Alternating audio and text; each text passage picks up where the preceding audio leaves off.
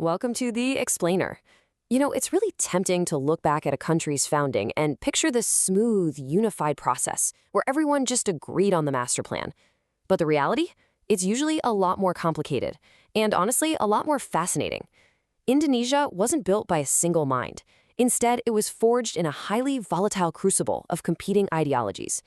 We're talking about a major clash of brilliant, stubborn, and determined individuals who somehow had to find a way to weave their vastly different visions into a single, unified republic. Here is our roadmap for today. We'll be looking at 1. The Founding Fathers' vision, 2. The Diplomatic Grandmaster, 3. The Islamic Foundation, 4. The Pragmatic Architect, and finally, 5. The Clash of Ideologies. Let's just dive right in. Section 1.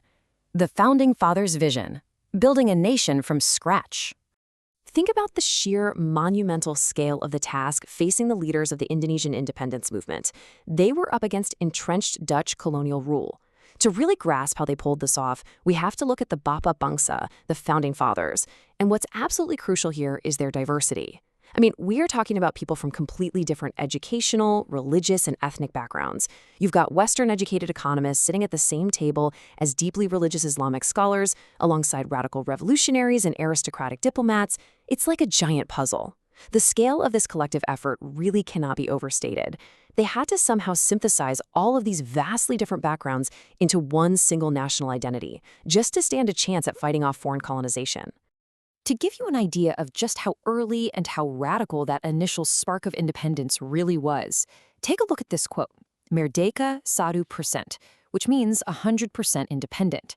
This is from Tan Malaka, all the way back in his 1924 book, Nar the Republik Indonesia. What's kind of wild here is that this uncompromising, revolutionary, anti-colonial fire predated the formal state concepts that were later formulated by figures like Sukarno and Hatta. It basically set the absolute baseline for the movement. Total independence was the only acceptable goal. No compromises. Section 2. The Diplomatic Grandmaster. Securing global recognition. So declaring independence is one thing, right? But getting the rest of the world to actually agree with you and recognize you, that is a totally different story. That massive task fell to one of the most brilliant minds of the era, Haji Agus Salim.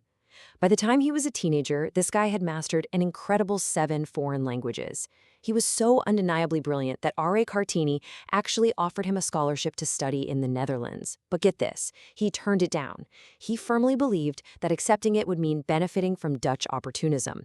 So instead, he took that massive linguistic arsenal and made it his primary weapon for his own nation's cause. And Salim wasn't just some polyglot reading books in the corner. The man was a fearless orator. In a 1921 speech to the Dutch People's Council, the Volksraad, he drops this subtle but massive distinction. He said, Indonesia is not a colony, but a colonized nation. It sounds simple, but that speech shook the Dutch authorities to their core and successfully steered his organization, Sarekat Islam, toward a hardline stance of anti-colonialism. So how exactly did he use these skills post-independence? Let's walk through his diplomatic triumph in 1947. First, he makes this brilliant legal argument that the Netherlands had entirely forfeited their sovereignty over Indonesia the second they surrendered to Japan back in 1942. Then, tapping into his early career experience working at the Dutch consulate in Jeddah, he leads a highly strategic delegation to the Middle East.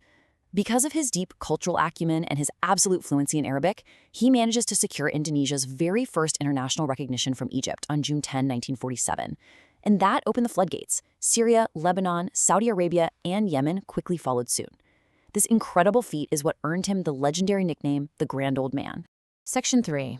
The Islamic Foundation. Debating the state's basis. Now, while the diplomats were fighting it out abroad, there was a massively intense debate raging back home during the 1945 BUPPKI sessions.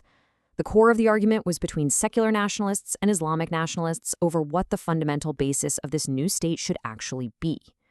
Central to the Islamic nationalist argument was a man named Ki Bagos Hadikusumo. He championed this core Muhammadiyah philosophy, Beldutun Taibatun Warabun Ghafur. Ki Bagos argued deeply that applying divine law was absolutely essential, and not just for the spiritual welfare of the people, but for the actual material and social prosperity of the state itself. From his perspective, human laws were inherently flawed, so a truly just society required a foundation built directly on divine guidance.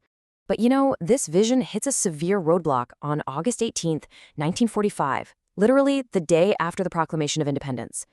Eastern Indonesian representatives, who were predominantly Christian, raised very strong objections to 7 specific words in the Jakarta Charter. Those words obligated Muslims to carry out Islamic Sharia. The representatives basically delivered an ultimatum. If those words stayed in, this brand new republic was going to fracture immediately. You can just imagine the immense pressure in that room, and the burden of resolving it fell squarely on the shoulders of Islamic leaders like Ki Bagus Hadikusumo. So after some really intense persuasion from figures like Muhammad Hatta and Kasman Singodamejo, Ki Bagus Hadikusumo makes a colossal ideological concession. The 7 words were removed entirely, and they were replaced with Ketuhanan Yang Maha Esa, which translates to belief in the one supreme God. Though he was personally disappointed, he chose to prioritize national unity over his own ideological purity. And that sacrifice cemented his legacy as a patriotic founding father who directly shaped the very first principle of the Panchasila. Which brings us to Section 4, the pragmatic architect, structuring the republic. If some of these founding fathers were providing the spiritual and diplomatic fire, Muhammad Hatta, the Dutch-educated economist, was the guy holding the structural blueprints. Just look at the incredibly frantic pace of August 1945. When Japan officially surrendered on August 15th, radical Indonesian youth wanted independence declared instantly, right that second. But Hatta and Sukarno, they were pragmatic. They wanted to avoid a bloodbath, and they certainly wanted to avoid being labeled as Japanese collaborators by the incoming allies. The youth were so impatient they actually kidnapped Sukarno and Hatta, taking them to Rengas then Cloak to try and force their hand. Ultimately, cool heads prevailed, they made it back to Jakarta, and drafted the proclamation together on August 17th. But Hatta's pragmatism went way beyond just surviving the revolution. In 1948, as the Cold War is really starting to heat up, he formulates this brilliant foreign policy doctrine known as rowing between 2 rocks. He explicitly argued that Indonesia absolutely must not become a pawn of either the US or the USSR. Instead, the nation had to put its own interests first, all while remaining a highly active participant in world politics. This active and independent stance, that's exactly the policy that continues to dictate Indonesia's international relations to this very day. On the domestic front, Hatta put his economics degree from Rotterdam to serious work, focusing intensely on economic equality. By 1953, he was officially named the father of Indonesian cooperatives. See, he didn't just want political freedom. He championed the cooperative movement because he saw it as the democratic, integral foundation needed to build a truly fair national economy for everyday working citizens. Section 5. The clash of ideologies. The post-independence fracture. So, what happens when your unifying enemy, the Dutch, is finally out of the picture? Well, the cracks start to show. The deep ideological differences between the nation's 2 biggest figures, Sukarno and Hatta, inevitably rose to the surface. And the early signs of this conflict actually appeared almost immediately. On October 16, 1945, Hatta issued Vice Presidential Decree No. X. This was a massive structural shift. It essentially transferred legislative power away from the president and handed it to a committee, effectively cutting Sukarno's autocratic powers and steering the young nation toward a prime ministerial system. It was Hatta's pragmatic way of ensuring democratic checks and balances right out of the gate. Because, honestly, the principal divide between them was stark. On one hand, you have Sukarno, who envisioned a fiercely nationalist, unitary state focused heavily on strong political sovereignty. He deeply believed that the revolution is not over. On the other hand, Hatta envisioned a liberal, democratic, and even federalist state. For Hatta, the revolution was over the second sovereignty was recognized, and he believed the focus needed to shift immediately to economic development and post-revolution stability. It's not really that one was right and one was wrong. They were just fundamentally incompatible ways to run a country. And that tension finally snaps in this crucial year, 1956. This is the year the partnership officially breaks. Muhammad Hatta, who had become deeply disillusioned by Sukarno's shift toward what he called guided democracy, officially resigned as vice president. This wasn't just some routine political reshuffle. His departure sent absolute shockwaves across the archipelago. It made many non-Javanese regions feel entirely unrepresented, directly triggering regional rebellions like the PRRI. The 2 unifying architects of the nation had finally parted ways. Which leaves us with a pretty profound question to wrap up this explainer. How do the compromises of the Founding Fathers shape the democracies of today?